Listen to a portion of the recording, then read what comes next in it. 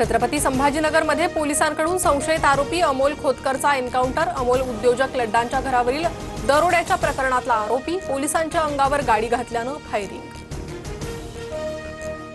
राज्यात पुढील 3 दिवस मुसळधार पावसाचा इशारा। ठाणे, मुंबई, रायगड, रत्नागिरी, पुणे, साताऱ्याला रेड अलर्ट, तर सिंधुदुर्ग, अहिल्यानगर, कोल्हापूर, सांगली, सोलापूर, बीड, लातूर, धाराशिवला ऑरेंज अलर्ट जारी।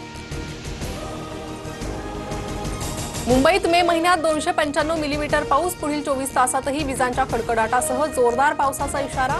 पावसानं दादर, वांद्रे, सायन, भायखळा, अंधेरी आणि उपनगरातील रस्ते पाण्याखाली।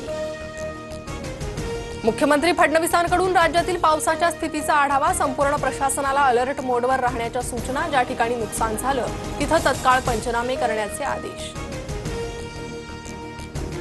पावसामुळे राज्यात ठिकठिकाणी रस्ते बंद। पुढील 3 दिवसात होणाऱ्या परीक्षा स्थगित करा। जयंत पाटलांची सरकारकडे मागणी। पावसामुळे राज्यात 34,842 हेक्टरवरील पिकांचं नुकसान। उन्हाळी कांदा, कडधान्य, आंबा मातीमोल। अमरावती, जळगाव, नाशिकसह जालना, चंद्रपूर, अहिल्यानगरला सर्वात जास्त फटका। बीडच्या गेवराईतील गढी पुलावर कार पुलाच्या दुभाजकाला धडकल्यानं अपघात। अपघातात 6 जणांचा मृत्यू।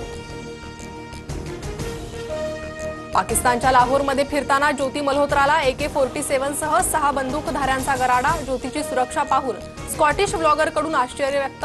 पाकिस्तान सरकारकडून ज्योतीला इतकी हाय सिक्युरिटी का? प्रश्न उपस्थित। भारताकडे वाकड्या नजरेनं पाहिलं तर सोडणार नाही। आनंदानं जगा, तुमची भाकरी खा, नाहीतर माझी गोळी खावी लागेल। पंतप्रधान मोदींचा पाकिस्तानला इशारा। ऑपरेशन सिंदूर नंतर पाकिस्तान घाबरला। भारतासोबत चर्चेसाठी तयार, शांततेसाठी चर्चा करू इच्छितो।